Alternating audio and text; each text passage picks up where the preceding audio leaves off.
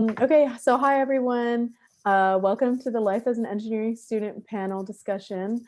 We're really glad that you could join us today. So we're just going to get started with a couple introductions about who we are. But before that, I just wanted to go over the structure of this event. So we'll do our introductions. We'll ask you a couple poll questions that you can just answer in the chat following that. And then we will have a moderated Q&A for about 30 minutes. And we have some questions prepared, but we also would invite you to use the Q&A function to submit questions. And I, as the moderator, will also present them to the panelists. And then after that, we just have some like wrap up closing statements, and then we'll be done. So really excited to get started. First thing, do we want to do introductions? We'll just go through our name, major, what type of engineering we're doing, and what type of career paths are available for those engineerings, what year we are, where we're from, and where we hope to go after college. I know it's a lot, sorry. But I can start. Okay, so I'm Aparna. I'm a fourth year chemical engineering and English double major. Chemical engineering is pretty cool because it's applicable everywhere. You can make anything from shampoo to tires to solar panels. It's really just wherever you apply chemistry, you can apply chemical engineering. And I am originally from Central Pennsylvania, but after I graduate, I hope to work in the energy storage industry and build batteries. Catherine, do you want to go? Yeah, I'll go next. So my name's Catherine. I'm a senior. I'm a biomedical and electrical engineering double major. And so I think Nate will talk a little bit more about biomedical engineering, but electrical engineering basically involves anything to do with electronics, circuits, processing signals, any sort of devices. And after college, I'm hoping to work for a medical devices company as a hardware design engineer. So kind of more working on the design of the circuits rather than like the programming or the software. And yeah, and fun fact about me, I'm from Arizona and I have about a dozen miniature potted cacti that I brought with me to college from Arizona. Always bring what you like, a little piece of home with you.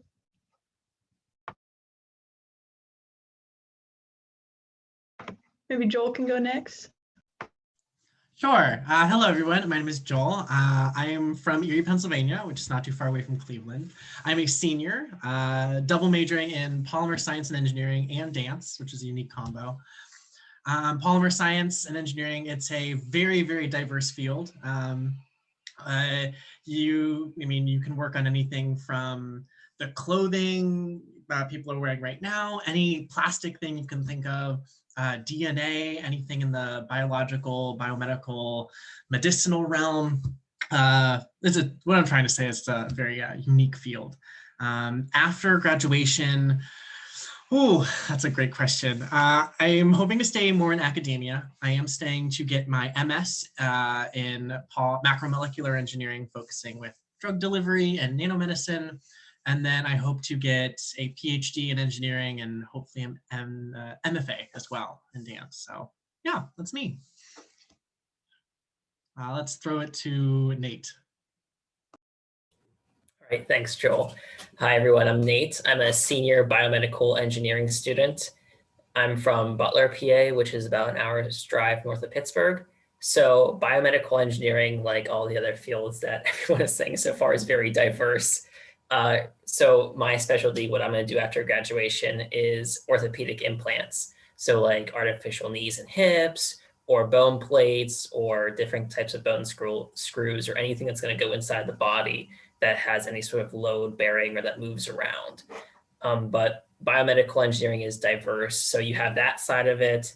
Then you can have things like prosthetics. You could have drug delivery like Joel's talking about. You could do like what Catherine wants to do and do medical devices. So like think of pacemakers or neural imaging, or like trying to figure out how to gain let people gain their mobility back, to things like modeling. So you could like model the rate that cancer metastasizes at, or how it moves around the body, or how the blood system works, how it moves around the body. So anything between that or anything else that involves like the hospital setting, so like making gowns or MRI machines or even the gurneys. Diana, I'm passing off to you. Hey everyone, so my name is Diana and I am a senior graduating in the fall. I'm studying systems and control engineering and environmental studies. You've probably never heard of systems and control engineering, and like that's okay. A lot of people at CASE haven't even heard of it. You know, it's as everyone else is saying, so systems engineering is super diverse field, and there are honestly completely different career trajectories you can take with an undergraduate major in systems engineering. You can go into engineering management. That's something that you're equipped to do. You can go into control engineering. So that's like, you know, how do you make a system start and stop? You know, like when you press the brakes on your car, that's, you know, what happens within the car and how do things work the way they do? How do they get feedback? So kind of the design of like feedback, you know, and controlling devices, that's also systems and control engineering. You can go down the route of software engineering, do data analysis and use data to understand systems. You can go into a factory setting. So systems engineering, I think, is a super cool major. I'm personally interested in, so I'm minoring in computer science and political science as well. So I'm really kind of interested in the intersection of like engineering, policy, energy issues. So I'm really interested in using data and using an engineering background as a way of understanding global issues. So yeah, we'll see where that takes me. I love systems engineering, and you know, more people should know about it, in my opinion. Oh, and I'm from outside of Washington, D.C. I don't know, did I forget anything? All right, thank you everyone. It's always so good to hear everyone talk about like why they're so passionate about engineering. It's just very uplifting. So yeah, it's really good to hear everyone discuss that. Okay, so the next thing that we have is a short activity. We don't have the poll function available, so instead we're going to be using the chat. We just have 2 questions. So I'm going to pose the question here. I'm just going to say it out loud, and then you can use the chat and type in your answer. So the first question, pretty easy, is what grade are you in? We're really interested to know what our audience looks like. We have 106 attendees, which is crazy, and we just want to know who all you guys are. Okay, lots of 12th grade, 11th, nice. So definitely at the upper end of high school. Oh my gosh. Oh, someone from grade 8. An 8th grade. There was an 8th grade. Nice. That's It's never awesome. too early to start thinking about engineering. Yeah, my younger sister is actually an 11th grader, so it's definitely, you know, I know it's a hard time to be going through high school. You guys got this. Yeah. I'm a parent, son is in school and is admitted to Crew. Congratulations. Hopefully this can help clarify. We're going to talk a lot about CASE too, so that'll hopefully help.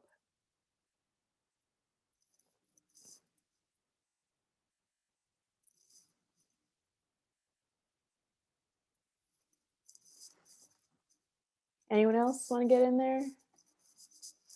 Oh. Okay, nice. So we have a good mix of grades and parents and students. So that's really exciting. Welcome again.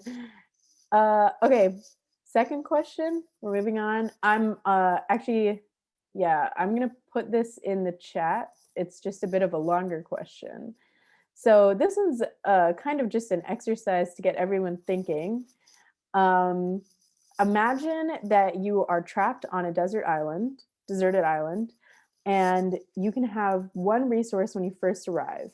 Would you choose a hatchet, a gallon of water, a rope, or matches? And that's the question.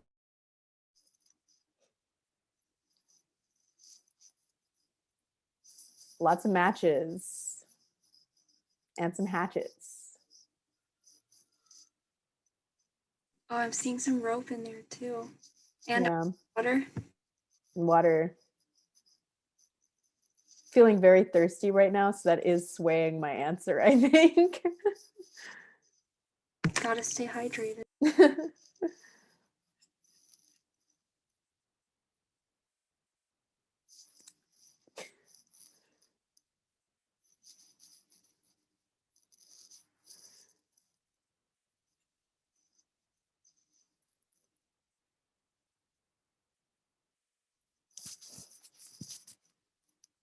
All right, nice. These are really good answers, and you guys can keep answering if you'd like. I just want to focus in on one answer from Michelle O, who said a hatchet because I could use it to make fire and for many other things, whereas matches would run out quickly. I really like the explanation that you gave, Michelle. And that was really what we wanted to do with this activity, is to start thinking about how engineering is just like problem solving. So you want to think about the pros and cons of all of these objects and how they might be able to help you build something, create something, and create life. Does anybody else, any of the other panelists want to chip in, talk about maybe which objects you would pick? I feel like I'm probably going to go with the hatchet as well, for a lot of the reasons that Michelle said. But for the rope, I feel like it could be useful, but I don't know if it would meet my immediate needs. The water, I think it would meet my immediate needs, but it wouldn't last very long. And the same goes with the matches. So I think that's why I would go with the hatchet.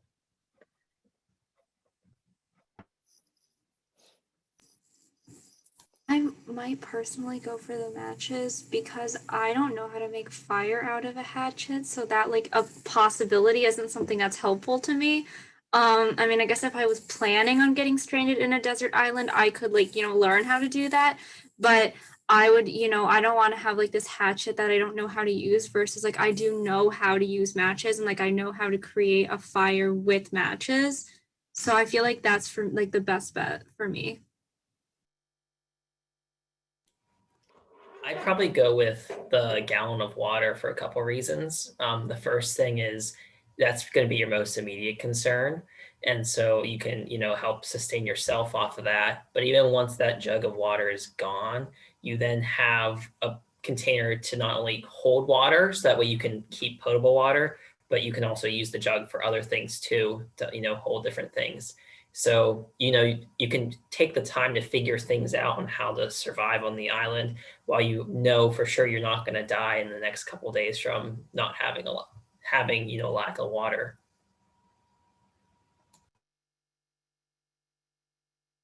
I guess I'll hop on right at the end here. Being on a stranded island, for me, I'm always thinking about like the long term. So like, what do I have to do? What do I have to get set up? So thinking about like, how am I going to make a shelter? How am I going to, find food, whether that be some sort of meat or, fruit or berries, whatever, what have you. So I might have to go with Catherine on this one. I would probably go with the hatchet because then I could cut down trees. I would be able to hunt. I would be able to, make a shelter. I could probably use the hatchet as some sort of shovel as well if need be. So lock it in my answer with a hatchet. Nice. Okay, all good answers. There is no right answer, but I think that you guys all did a great job of considering like the weight and like the purpose and size of the objects and how they could help you with different activities. And that's really what we were going for with this activity. So yeah, I think that this is a good snapshot of what engineering is like. It's problem solving, it's thinking about how different tools work in different situations and how you can create solutions when you just have what seems like a pretty random assortment of things. And so with that, we're gonna hop right into our Q&A. Again, feel free to use the Q&A function to submit any questions. We already have 2 questions, which is very exciting. We also have some of our own questions that we'll pepper in. So the first one that we'll start with is, what's the difference between engineering and science?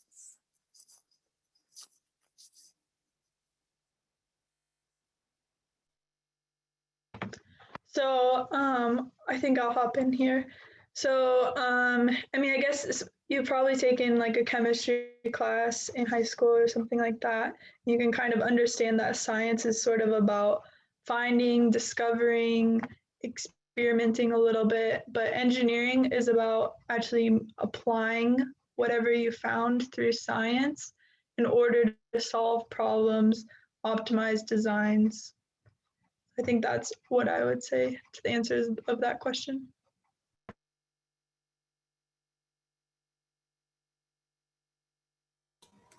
Yeah, I would agree with that. A lot of science has to do with discovering the world and how different systems or how the world works and how it operates, trying to figure out new knowledge, that kind of thing.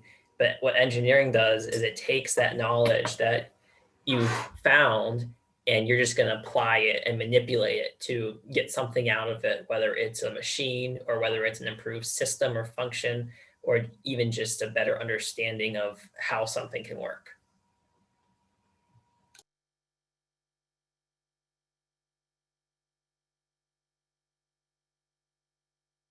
Yeah, I think that those are both really great answers, and really how I feel too about the distinction between engineering and science.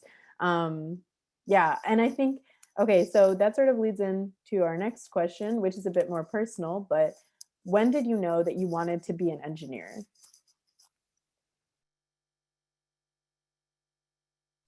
Diana, do you want to start off with this one? Not to put you on Yeah, the spot. sure. Okay. So I guess like I always loved like going to like those science museums as a kid, and doing the experiments, figuring out why things were the way they were. Um and I went to like a science magnet high school back at home. Um so kind of like I've known for like a long time that I wanted to be in STEM, but I didn't know specifically what I was interested until I got to CASE. I would say like I've always had passions for the environment, for building things, for figuring out the way that things work. And the reason I chose my major is because of one conversation I had with an alumni. The summer before I was going to CASE, it was the August that I was starting, so I would go to CASE in a few weeks, and she introduces herself and she said, "I'm studied systems and control engineering." And I sat there and I'm like, "I've never heard of that. What is it?" And from that conversation, I was like, "This is what I want to do. Like, this is it." And like since that conversation, I have not changed my major. I've added a second major, but yes, since then, August of my before my freshman year, I've been a systems and control engineering student. I wish I knew her name to say thank you to her, because like that conversation like truly did change my trajectory here. And like I wish I could thank her. So you never know, like if a small conversation that you have or that someone has with you like could totally change your trajectory. Yeah, for me, I think it was based more on like the classes I was starting to take, and some options that I tried out and decided I didn't want to do. So I was actually considering med school, maybe like a pre-med chemistry major of some sort, before I came to CASE. But then I did some volunteering at a local hospital, and I also did some volunteering at an animal shelter because I was considering like veterinarian as well. But I really decided that this like straight medical field wasn't for me. And I enjoyed my math and science classes in high school. And so from that, someone led me to engineering. And so it kind of was a comfortable fit. And then that's how biomedical engineering came in, because I can still get that component of I'm working the medical field. I kind of feel a sense of the devices I'm creating have a greater purpose, but I'm doing more math, more science-based design work. And then my first semester at Case Western, I took a seminar class, which everyone will probably have to take if you go to Case Western your first semester. And it was it was called Engineering for the World's Poorest, and we did a design. The whole purpose of the class was to create this device to treat jaundice in newborns. And by the end of the class, I just really loved it. And it was an electronic device that used solar power. So it could be used in sub-Saharan African remote areas. And so I was like, all right, biomedical engineering, electrical engineering, they kind of go together. I like this. We're going to do that. I'll just hop in really quick, but if you ask my parents, they'll say they knew I was going to be an engineer as soon as they saw me playing with Legos. But I think kind of like with what Catherine said, like for me, it was more of finding like what I didn't want to do. Because in high school, if you ask me, 10th grade, like, what do you want to be? Like, what do you want to focus on? Marine biology. Junior year, oh, maybe I want to do mathematics. Senior year, oh, maybe it's physics. No, definitely modern physics. I want to be, up there in the clouds. But then coming to CASE, it was just like, oh, chemistry. No, let me talk to this department and this department. So I just bounced around for a while. But I think what eventually led me to specifically engineering was one, I wanted to be helping people and enacting real change. Part of me does like being in a lab and doing stuff with academia, but I wanted to make things. I wanted to help people. I wanted to make life better. So that was one thing. And then, specifically for polymer science, it was the people, right? Like-minded people that have the same passions and create this community of curiosity and open-mindedness and problem solving was also why I chose that realm. So go engineering.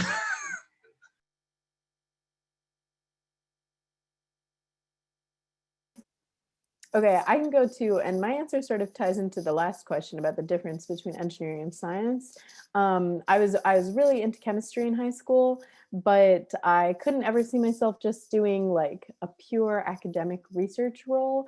And I knew I would want to go into industry of some sort and really solve problems with chemistry, rather than like push the boundaries of chemistry.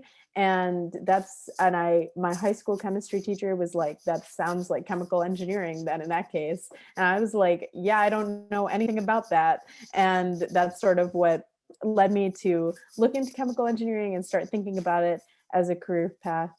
But yeah, and I think Joel can probably speak to this too, but as someone who's double majoring in engineering and the humanities, it's definitely also a pull in what feels like separate directions, and always trying to understand how those two things can work together.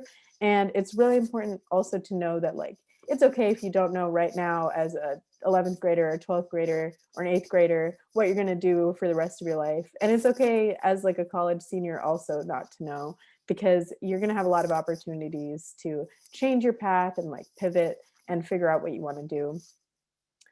But okay, we're getting a lot of questions in the Q&A, which is very exciting. So I guess I will. Okay, so one that we're getting a lot is, why did you choose to go to CASE?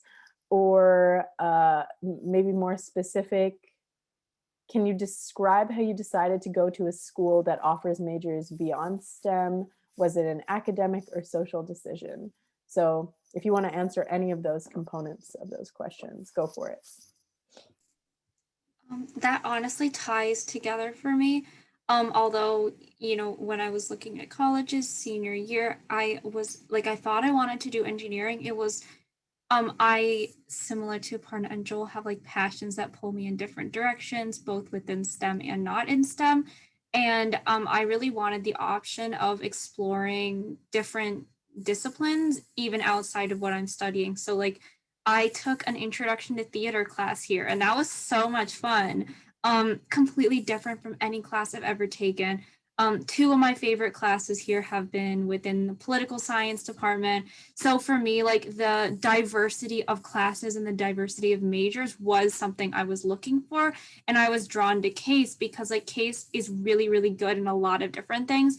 And so it was like, I came as an engineer, but it was like, even if I decide, I don't want to be an engineer, I want to do something else, I knew that there would be a really great program and that there would be a huge diversity of different programs. were I to change my major. And even though I stayed in engineering, you know, I've taken opportunities from programs outside of what I'm studying. So, yeah, and also just I really liked the people I met at Case.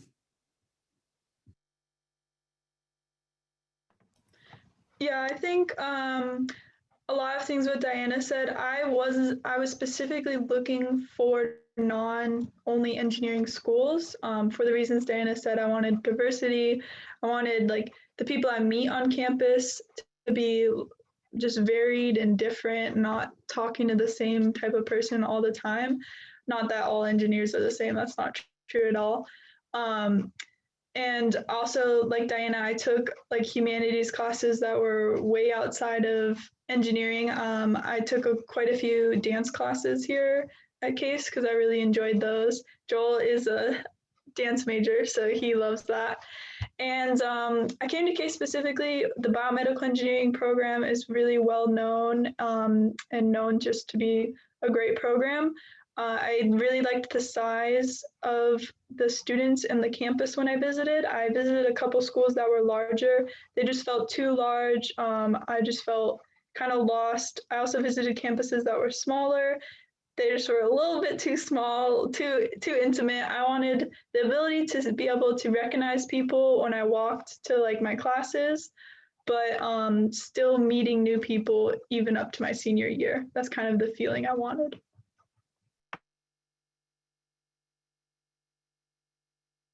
Catherine, I really like how you said that. Like, this one's too big, this one's too small, but Case is just right. I definitely like totally feel the same though. Mhm. Similar to Catherine, I looked at really big schools, I looked at really small schools, and I do think Case is for me a really ideal size because that means, you know, on you know, when I'm walking to classes, not that I'm walking to classes at this current point, but you know, you'll see friends on the quad, but you'll also like always have someone new in your class and you'll always have like the ability to meet new people.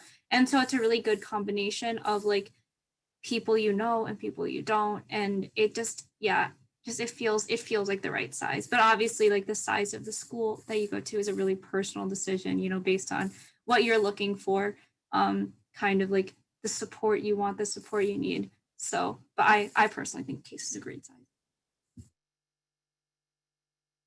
Yeah, I definitely agree with the size and honestly with what all of you guys have said, especially about like the diversity of majors and diversity of thought that I experience on this campus. And I think another big factor for me was the finances. I got a good scholarship package from Case, and that was a pretty big deciding factor in me choosing to go here. So yeah, that was just another important part. Did anyone else want to say anything else, or should we go to the next question? You ready? Okay. Okay, so our next question is going to be a combo of one of our questions and also some questions that we've been getting in the chat. So the question is, who can become an engineer, which is very broad, but I'd also like to tie in, somebody asked, how is it to be LGBT in engineering at Case Western, and along the same lines, have femme identifying engineers on the panel experience substantial sexism in the engineering departments? Yep, so we can just move forward with that. Feel free to branch out and answer any aspects of that you would like. I'll hop on this one first this time. So who can be an engineer? My answer, anyone. But it really, like this is advice that I give out to anyone that comes in for peer advising. And, you know, if they're asking me, you know, I'm not sure if I want to do engineering, I'm not sure if it's right for me. Anyone can be an engineer. It's this whole discipline, this whole field of solving problems. And, you know, when you go into an internship, for example, I had an internship with WabTech, and my role was labeled as an additive manufacturing engineer, but as a polymers major, I was doing electrical engineering. I was programming, which was crazy and mind-blowing. I was doing like process control. I was doing lab stuff. Everything's just so connected. So anyone can be an engineer. And then I did just want to speak to the LGBT question real quick. As someone who identifies as a white bisexual male, I think CASE does a super job at allowing the field to be very, very diverse. To quote the wonderful Dean of Engineering, Dean Ragu, I think the one thing he said to me that's really stuck is the only way you can have successful products, successful teams, is by having the most diverse team with the most diverse thoughts and questions and opinions. So yes, yes.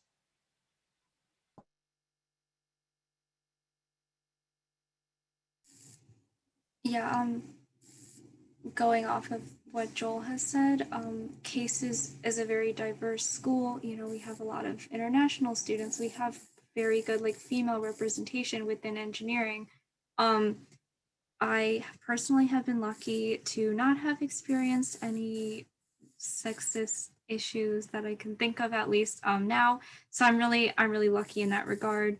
Um, Things happen, but yeah, I'd say like CASE is just really aware of the power of diversity. I mean, our motto is think beyond the possible, and like you can only think beyond the possible if you have the most diverse team, if you let everyone, you know, speak and you let different voices be heard. And it might be difficult to see yourself in engineering if there isn't someone like you as an engineer, but like anyone can be an engineer, you know. And if you don't see yourself in the people who are in engineering, then you'll be a trailblazer.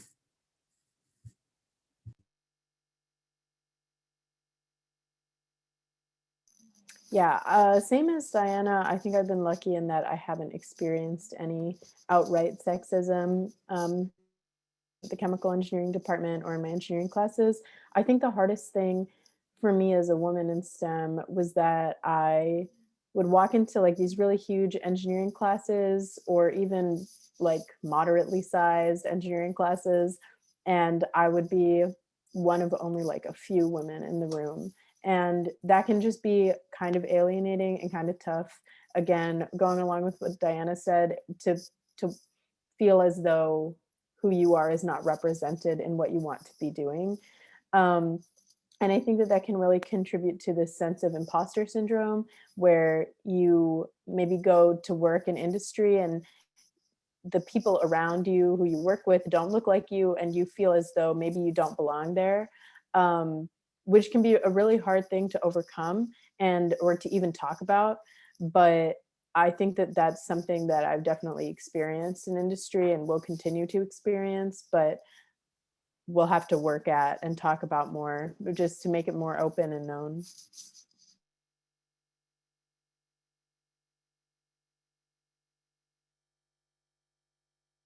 Okay, with that, I'm going to go on to the next question, which is just sort of a general, what sort of experiential opportunities are available at CASE or that you've taken advantage of? And this can be anything in the realm of study abroad, internships, co-ops, research, or anything else that you would like to add. I think that that should cover a couple different questions that have already been asked in the Q&A. Yeah, so I can go first for this one. So last spring and summer, I did a co-op through CASE that was at a local company that designs and develops and prototypes spinal implants. So I got to be involved with the company and be involved with clients and like surgeons and medical device suppliers and companies and manufacturers to design and prototype spinal cages and surgical instruments. And that was really cool. It really opened my eyes up to what working industry is like and what engineering kind of in the field is compared to, you know, just sitting in like your engineering classes and you're solving problems and going from there, to actually use the information I've learned and the technical knowledge I have to just make these things that are going to help people. So I think CASE is really big on pushing people to do co-ops and internships. As far as the research goes, that's also something they push. I know a couple of people have asked about biomedical research, and a lot of the research at CASE is biomedical, but there's a lot of other research too. So you have all the biomedical research involved with everything going on at CASE, UH, the clinic, Metro, and the VA. But then there's also a lot of stuff going on in the mechanical engineering department or in the polymers department or the chemie department, trying to find different solutions to problems like the energy crisis and how to like build a more green and renewable energy grid, and stuff like Catherine's class talking about poverty and how to make sustainable engineering that can go across, any sort of class or any sort of geographical division that is actually going to help people. So there's a lot of that opportunity at CASE.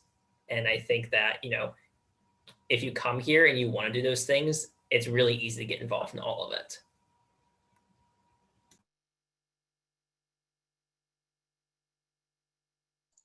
Yeah, I have to echo a lot of what Nate said. Personally, I've done an internship with WabTech, as I mentioned before. I'm also heavily involved with research in the biomedical department, which is strange because I'm a polymers person. But on that note, I think something else that's like super interesting, and if you want to get involved in co-ops or research, is I'm plugging CASE here, shameless plug, but they have this initiative going on called Think Big. And the kind of underpinning of this entire initiative is to push research, to push extracurricular things that faculty are chasing to be interdisciplinary. And I know Aparna and I could talk for hours on this idea of being interdisciplinary. But really, if you want to do biomedical research, there's other ways you can tackle a biomedical problem. For example, what if you, in my research lab, we're working with biodegradable, refillable implants. So in other words, we would be able to inject someone with some polymer, which would hold some sort of anti-cancer or cardiovascular drug. And then once the drug in that implant has been administered throughout the body, we would be then able to refill that implant without cutting open a person or what have you. So something like that, a biomedical device. What if you attacked it from a polymers point of view? What if you changed more of the material and focused a lot more on the chemistry? Oh, well, you might get different answers. What if you tried to attack that from a mechanical engineering point of view? What about an electrical point of view? So there's all sorts of these like crossings, intersections that you get from different departments. Like Nate also said, we're a walk away from Cleveland Clinic. UH is smack in the middle of campus. So you have these real world applications and needs that are coming from our back door, which then apply to these co-ops, these internships, these extracurricular things, these research opportunities. Yeah, so I've also taken advantage of experiential learning. I've had 3 internships and I've studied abroad twice. And I did like a year-long scholarship program that had like a research component in it. So I'd say like definitely CASE is super, super encouraging of experiential learning. I know I've had 3 totally different internships basically. I interned at a large company doing software engineering. I worked for the Department of Energy doing optimization and modeling of like, some of like the international energy system. Last summer, I did kind of like a combination of like a management internship and a software internship at a small company. So CASE is super encouraging of, trying new things. We have, career fairs every semester, twice a year. So those are really great opportunities to get to know employers, get to see what industry is doing, what the opportunities are. So I studied abroad for a semester, fall of 2019 in London, and I did a short-term program actually with Catherine in China. That was one class, that was an engineering class, and we all went together as a group from CASE. The study abroad I did in London, I went independently. I was enrolled as a student at King's College. I took 4 classes, which is like their typical course load. I did 1 engineering class. I took Intro to Mandarin. I took a class about urban infrastructure. And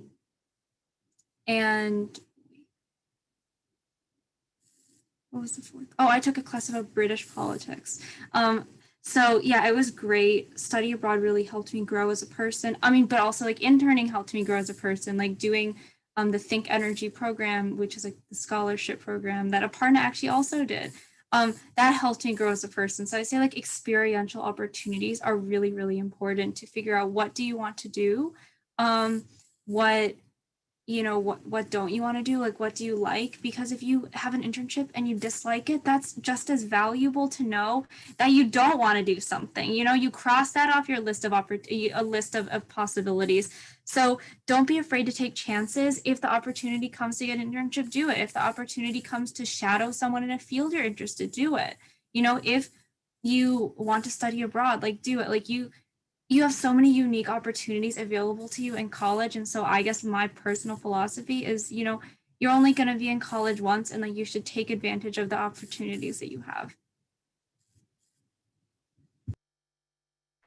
Yeah, I'll just hop in real quick. I've had internships, study abroads as well, but there are also like opportunities at Case Western to get involved in design projects. So I've been involved in a design project since my beginning of my sophomore year through a club. So there's a bunch of different engineering clubs. And we've been working to design a reusable pediatric pulse oximeter. So those like finger clip probes that you get in hospitals, but for a low resource community. And so that's just another example of how you can kind of get a head start on working on design work and discover what you really enjoy about engineering. Yeah, okay, I'm just gonna hop in really quick too with my own experiences. So I have completed 2 internships over the summer and 1 co-op, and they've been kind of all across the board. One of them was at P&G, which is a really large consumer goods company. One was at Lockheed Martin doing energy storage, but it was a much, much smaller division of the company. And one was at a national lab, so it was government funded research. And then I have also done research on campus at Case, and I am hoping to study abroad in the fall, so long as the pandemic is less lessened by then. We'll see. But yeah, someone had asked if there were only opportunities for biomedical engineering or if there were internships and co-ops besides that. And so I just wanted to reiterate that across all of these fields, there's like chemical engineering, systems and control, EE, polymers, there's going to be opportunities available. It might require seeking out, but they're there. Okay, we're gonna do our last question, which is, what helped prepare you for a career in engineering? And that actually sort of ties into, okay, yeah, there's a second part. The second part is, what would you encourage current high school students to do in high school now to prepare them to be a successful college engineering student?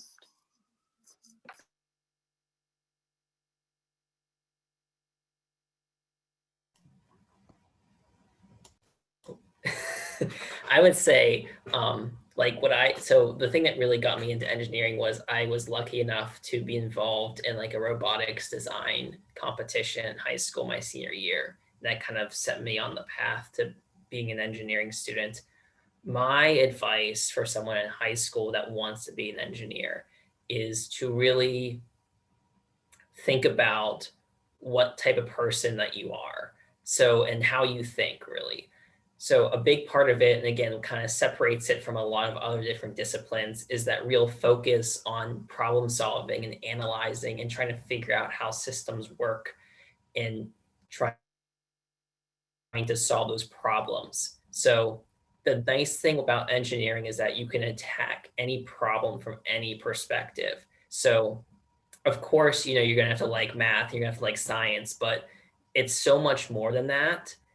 So I would just really encourage you to reach out and try those different things. So even if you want to do chemical engineering, do, a coding competition or a robotics competition where you're using like electronic circuits, or, vice versa. If you want to become a mechanical engineer, do something that's not even related if you have the opportunity, just because it gets you thinking creatively, how to problem solve and analyze situations.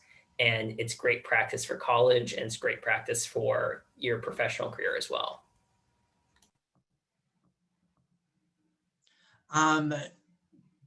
So what helped me the most for engineering, on a funny note, I would say the dance major, because now I'm fit enough to be an engineer. But I think really it's just time management on my side. Because we keep saying this word diverse. Engineering is so diverse, but I think behind that there's a lot to think about, right? Even if I'm just thinking about like a polymer engineering class that I'm in, there's questions that you need to sit down and ask, and being able to think about one thing and then think about the next has really helped me succeed in engineering. Kind of following that, what advice would I give to juniors and seniors? Myself 4 years ago. Can't believe I'm that old. But I would say don't be afraid to be wrong. I think that's something that I know I definitely came out of high school being, I have to, get 100%, have to, get all these questions right. Only the right answer matters, 2 + 2 is 4, yada, yada, yada. But engineering is so much more than that. And I think that's something that if the sooner you realize, the more successful you'll be. It's okay to have a failure. It's okay to, be completely wrong, because you can learn from those. And I mean, you've made that mistake, you've made that failure, you've gone horribly wrong, but then you can take what you've learned from that and build upon that. You know what questions to ask now. You know what things don't work. Like Diana said, with internships, what do I like? What do I not like? I know like with WabTech, that was the most valuable thing that I got. I know I don't like manufacturing. But yeah, so don't be afraid to be wrong. Ask questions. Now, I'm not saying go up to your calculus teacher and say, why is 2 + 2 not 5? That's not what I'm saying. But why does physics work the way it does? Why are we using this certain model to describe gas flow? Why is the circuit drawn like this? Ask questions and don't be afraid to. Yeah, I definitely agree with what has been said. And it's okay to have doubts about whether you want to be an engineer. I know, there have been a lot of times where I've just like really not liked a class, and I'm like, am I meant to be an engineer? Like, is this what I want to do? Especially because I'm kind of like the type of engineer who like, it doesn't really fit in the boxes of like the different disciplines. Through high school, I took like the physics, the calculus, and I didn't like necessarily go like, wow, like, I love this class, I love that class, I love this subject. It's just a process of, finding what you're interested in and trying new things, and not giving up.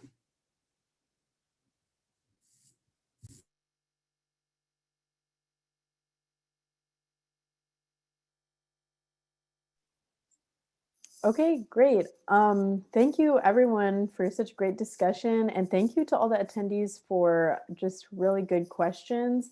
I'm really sad that we didn't get to all of them, but we would like to continue the conversation in some form if possible. So we're going to share our Instagram handle with all of y'all, and also our email addresses, if the panelists are comfortable sharing those. So you can feel free to email us if you have more questions that you would like to hear more about, or you can DM us on Instagram and we'll answer them there. Okay, so yeah, so we can just all type our emails in. But yeah, again, thank you so much for coming today and for hearing about what it's like to be an engineering student at Case. And maybe we hope to see you soon on this campus too.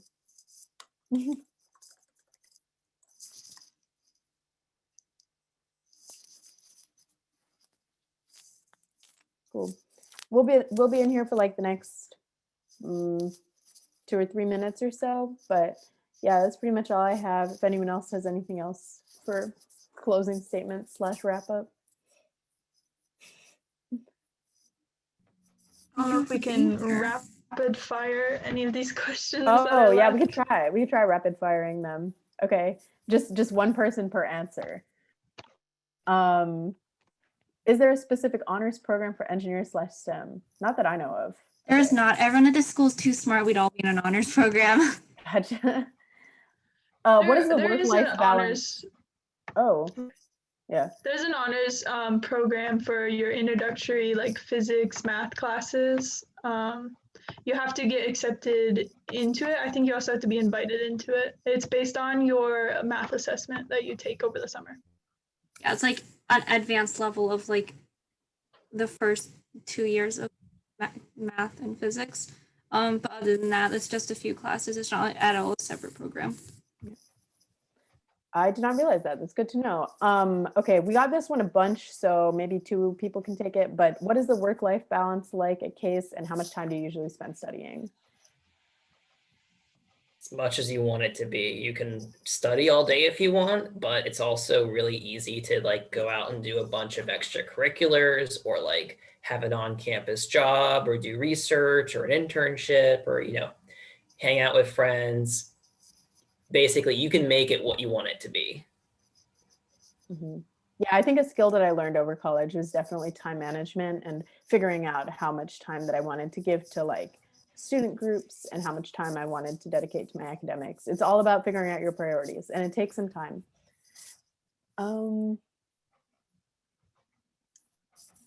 What is the smallest and largest engineering department at Case? Largest is BME, right? Largest is BME, smallest is Math Sci, Okay. material science.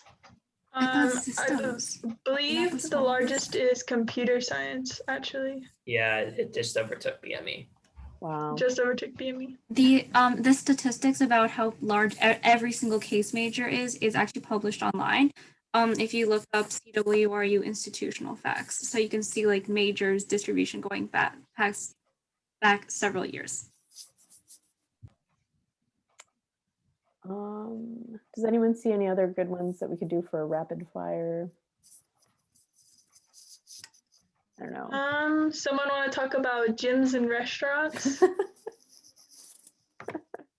Nate goes to the gym. Yeah, I went to the pool this morning. There's also a ton of restaurants around both campus and like in Cleveland in general that are really good, really diverse. So I'm never disappointed with like anything as far as restaurants go and selection. Yeah, I will say that life at Case really changes dramatically when you have access to a car, just because of like how Cleveland is set up. It just makes it so much easier to like get to different neighborhoods when you have a car. Mm-hmm. I saw the question of how has Crew set you up to succeed in the future? Being okay with failure. Big one. Being okay with asking for help. Yeah, I mean, Case is not the type of school where you can like do it alone. You know, you're gonna need, you know, your study partner in a hard math class, you know, your computer science programming partner. You know, you're gonna want to have that study group. And so it's definitely, it teaches you that engineering and STEM in general isn't just you sitting in a room by yourself. It's what makes your experience is the you know, interactions you have, the friends you make. That's really what I'm going to take away from being at Case. Mm-hmm. I think just to hop on like success-wise too, like, I mean, they let you do what you want to do within reason. I mean, you're not going to, you know, quadruple major. Well, but I mean, I'm finally graduating 4 years, 2 majors, dance and engineering, you know, 2 completely different things. And like Case has like been completely supportive of that. And yeah.